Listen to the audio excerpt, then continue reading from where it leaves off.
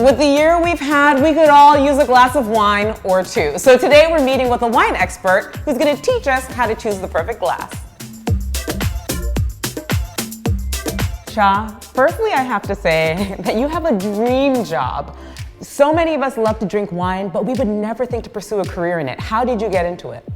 Well, it first started with me just traveling the world. I moved to Italy for my MBA, and I actually was always embarrassed because I didn't know what to order when I would go out to eat with my friends and classmates. And so I originally said, okay, enough is enough. Let me start making trips to the vineyards and become a sponge to the environment. But your background is in engineering, right? Yes, I actually am trained as a civil engineer and worked in the industry for 13 years. Amazing. But now you are a sommelier, which is a very fancy word that a lot of us, we don't know what that means. So what is that exactly? So a sommelier translates to a wine steward. So basically we are the guardians of the bottles, right, when you enter the restaurant. So a lot of our work have to do with polishing glasses, selecting the proper wines to go with the dishes of their restaurant, wine service to the table, anything that has to do with making sure the guests have the proper wine experience. There's a popular film called Uncorked, and it chronicles the journey of an African-American man who wants to become a sommelier. In the film, the world of sommeliers seems to be lacking in diversity. So what I want to know is whether or not that's an accurate depiction, and if so, what has your experience been like as an African-American in the field? You know what, his journey is very similar to mine, as in I also started in a wine shop. I think that the accuracy of not only the lack of diversity in the industry is also spotlighting us in the industry. The gatekeepers always try to make it seem like it's, you know, like they say, what grows together goes together. And since many of us, whether you're from the Caribbean, or whether you're from Harlem, you know, we're not growing up next to wine at our dinner tables versus folks who have this Eurocentric background. So now we're trying to decolonize the idea of wine by allowing all foods. I don't care if you have jerk chicken. I know there's a red wine out there for that, which I love, a Meritage blend. You know, and I feel like that's what it's about, is how do we reclaim wine for ourselves and for our own food. All right, y'all, we have come to my favorite part of the segment. We're gonna be doing a wine tasting, but first of all, where are we?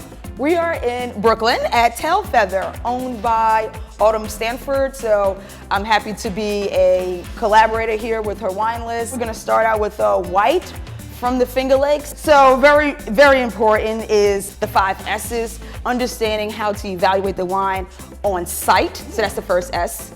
Second, we're gonna swirl the wine, aerate the wine, open it up. Third, we're gonna then smell the wine.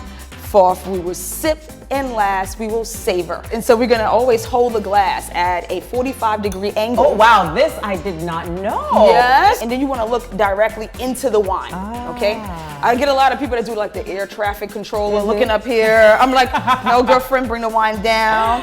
And then we look straight into the wine. Okay. What color is the wine? This is easy. White? How about yellow? Yellow? Okay, I didn't know if we were like, you know, being literal about it Yes. or figurative. It's all literal here. Let's get into the swirl. Okay. I'm afraid to like have You it jump out look of the afraid. glass. I always tell people use here and then draw O's. So I want them to see the direction of the wine in the glass, because when you're able to replicate that with your hands, then you got the good swirl going on, okay? I see the people that are giving me the Harlem Shake sometimes. No Harlem Shake with this one, okay? We want to actually do nice O's. You just draw a circle. Next, we open the wine up. Let's go ahead and smell the wine. The most prominent note on this one is what Europeans would normally call petrol. We would call gasoline. And Riesling tends to smell like you just left, the gas station. Okay. And it's not a bad thing, it's not off. That actually comes from Riesling, especially when it's aged a certain way. Beyond the petrol, I do get sour green apple. I get some candied notes of a yellow fruit, so almost like a dried pineapple as well on the nose. Cha, this is poetry to me. Tell me more. I could listen to you recite these notes and these descriptions all day long. And remember, we're calling out the aromas because 70 to 85% of what you're gonna taste is dictated by your nose due to the olfactory system, okay? So let's go ahead and go for that 4th S, which is what you've really been waiting for, which is sip, okay?